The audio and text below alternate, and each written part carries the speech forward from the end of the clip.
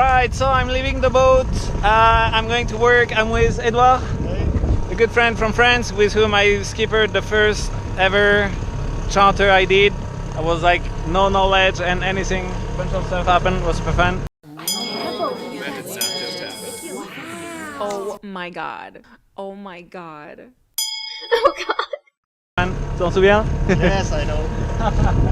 So now I'm leaving this guy behind for a week, and I'm going to take a bigger catamaran to take crazy doctors out for 10 days sailing in the Grenadines. So I'm leaving Martinique with the boat, big boat, lots of extra sails. I'm going with only one crew member to St. Vincent, and then the rest of the crew is going to join us in St. Vincent with the ferry. It's a cruise of young doctors, and it's kind of a rally. Every year they organize this, and it's mostly partying, but also racing during the day. And we are like 43 catamarans, and we go from one point to another each day. So yeah, it's gonna be pretty fun. We got quite a few boats already here, and now we're going to go with the skippers for some diving on the cliffs over there. And these kind of events, I'm not getting paid, it's just like the same crew that I am like skippering for several years. They're super nice, and the event is a bunch of fun, and you get to hang out with your skipper friends. So that's pretty fun. Now we have maybe 25 boats, 20 more coming, and yeah, it's going to be a nice diving session.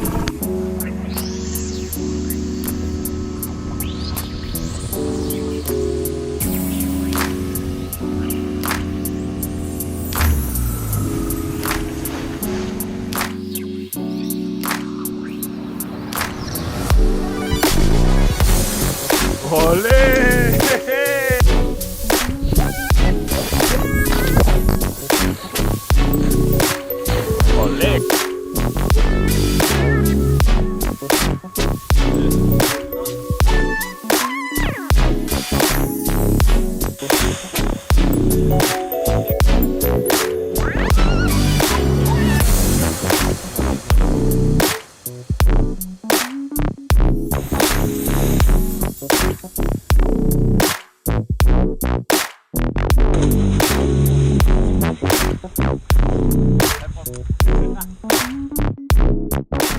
The week with the French doctors finished. It was like pretty exhausting, but really nice. It was really fun.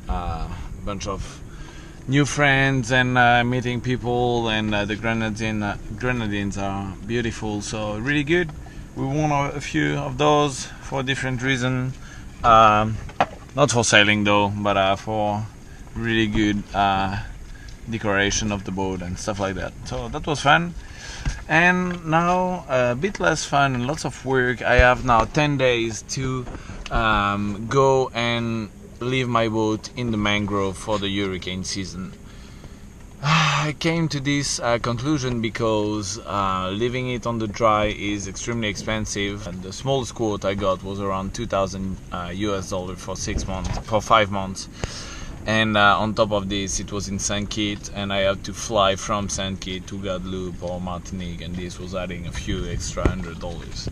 So there is no point of me going back to work in Europe to make money to be able to travel if I leave most of this money back at the shipyard. So I decided to store the boat really properly, and that's the plan for the next few days. But first, tonight I'm going to have a big night of sleep because I really need it, and organize a big boat. And also, every time I do a charter like this, you know, at the end of the week people have always some food left and stuff, so I have lots of goodies that I can store now. That's good.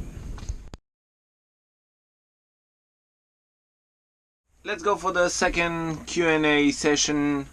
Roll the intro.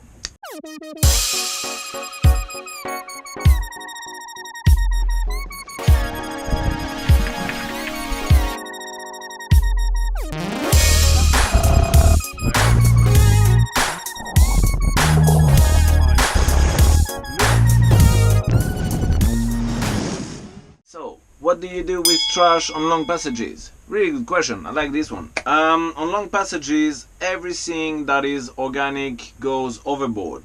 Everything that is metal, like cans, goes overboard. It will rust and it will become sand again. Same thing for glass. Lots of people are like, oh, glass is never going to destruct. True. If you leave a bottle like this, it will not move for a really long time. However, if you throw it into 5,000 meters of water, it will end up being crushed, and eventually it will become sand again, because glass is sand, melted sand. So yeah, pretty much everything goes overboard. Same thing for paper. When it's not printed, when there is not like plastic on it, all the paper goes overboard. So basically everything I keep on long passages is aluminium, plastic, and also, you know, carton box, like carton box for milk or something like this, because they have layer of aluminium and plastic inside. Everything else overboard. How do you find money and time to take such a trip? Most of people would never be able to do something like this, not because it seems dangerous, but because it is very expensive. Let's agree to disagree on that point. Yes, it is expensive. Yes, I am lucky to do this. However, this for me is not a trip, it's my life. After the roughly 15,000 euro I invested in my boat, I have around 500 to 700 euro a month budget for living. And this includes everything, my food, my housing, which is my boat, and everything.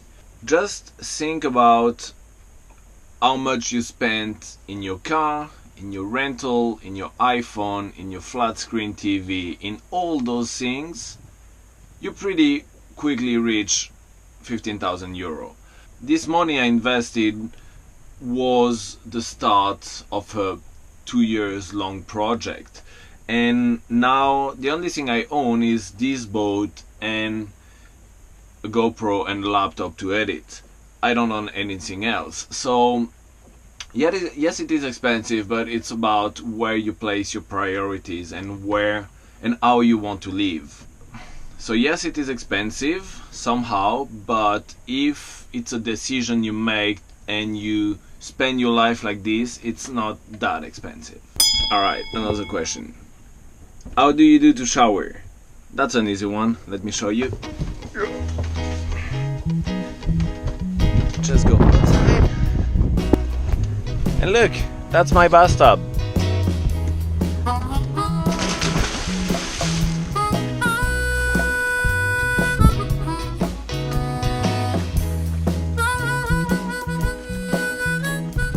So yeah, shower outside.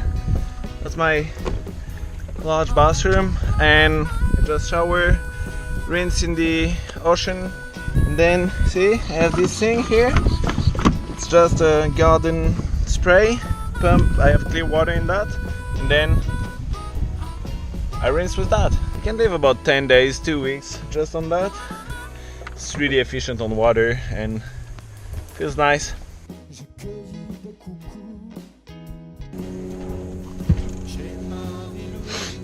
And that's it for shower. So now another question was, how do you find work so easily when you arrive in a harbor? Well, now I have a network kind of companies, charter companies and rental companies that know me and that call me directly when they need extra labor force, because I only work freelance. They normally have people in the contract, and I go freelance for them when they have a problem with a skipper, someone that gets injured, someone that gets ill or cannot attend for one reason or another. I work like this. Sailing is mostly about networking. If people know you and they know you work well, normally it's quite easy to find more work. As a guy who sails around the world, what do you think about the flat earth theory? I think that if you do enough Google research and you're honest about what you read and what you think, you should be able to find your own answer to this. What is important isn't what I believe, but what you believe. The thing with the flat earthers, people that believe that the earth is flat, is that they use mostly internet information as a ready to use good, when the thing you think come from a process. So if you look enough on the internet, and there is plenty of experience that you can do in your garden anywhere, will help you to validate some facts that will show you that. Actually, no, I don't want to give my opinion there. What is important is that you create your own opinion about this. So go on internet, there is experiences, do them, and come up with an answer. You'll see, it's pretty straightforward. For someone who's never even bought it before, the amount of things you would need to know, where do you even start? That's a good one. Well, if you want to sail, the first thing you would need to do is actually sailing. The advice I normally give there is to try to find the nearest yacht club where you are. There is lots of coastal areas, there is lots of lakes where people do Sunday regatta. Sometimes it's Saturday, but on the weekend, try to find the nearest yacht club and find out if they're doing regattas. And really often what happens is that, cruisers, they have a boat and they're looking for crew, and normally they don't even ask for you to pay. You just bring a case of beer or some sandwiches and to participate for the crew, but then you spend the whole day on the water and you get to sail for free.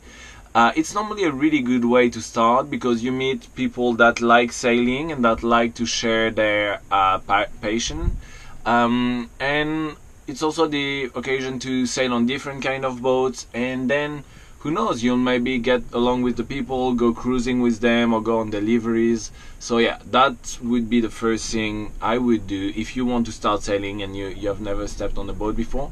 Try to find the nearest yacht club. If you can afford it, take sailing classes, but otherwise, Sunday regatta or weekend regatta, whatever regatta it is, just go ask nicely that you want to learn sailing and that you're looking to crew. You don't necessarily need to have lots of experience. Some boats just need more people to race, and you'll be taught by people who love sailing. That's what I would do. I was sailing a catamaran compared to Monohull. That's a long debate. Let's say like this: it really depends on the monohull, it really depends on the catamaran. On averages, on normal cruising boat, I would say that I prefer monohull because they sail better. The problem with the catamaran is that you won't be able to go upwind, and for me that's a major point. But then catamaran is so much more comfortable at anchorage, which is where you spend most of the time. So it really depends what you're looking for. For me, I prefer monohull for living on them and traveling.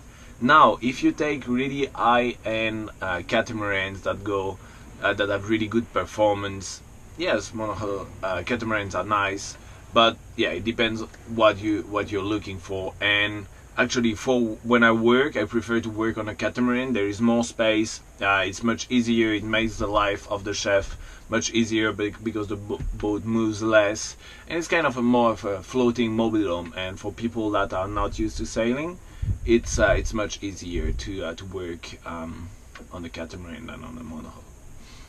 Just install an electric motor, you dumbass. Oh yeah, that was a comment I got quite a lot on the crossing of the Atlantic when I was stuck on the Atlantic for a few days. No, installing an electric motor would not solve the problem. I ran some calculation for this boat to equip it with an electric motor, and well, first, if I wanted to do just an engine to go in and out the harbor, so use it maybe 30 minutes, 45 minutes maximum, the investment is actually quite big, because I would have need to pass all my system in 24, even better 48 volts, so more batteries, more solar panel, more regulators, the engine, etc. It would have been a pretty expensive project. And then about trolling in the middle of the Atlantic with an electric motor, no, it doesn't work. No, it doesn't work if I have batteries. No, it doesn't work if it's connected directly to the engine through the solar panels, because in this case I would need to cover my boat in solar panels, and it's not possible to do this. So yeah, electric engines are really interesting. There is a lot of thought to be given to these depending on your program of navigation, but for me a trolling engine, an electric engine would not be the solution. So yeah, that's about it for this Q&A session, and if you have more questions, drop them in the comments section below. Check that the questions I haven't been answered in a previous episode, I've put the list of the question below, and if you ask me question in the last Q&A video, maybe I haven't had time to process them, I'll put them on soon. Take care.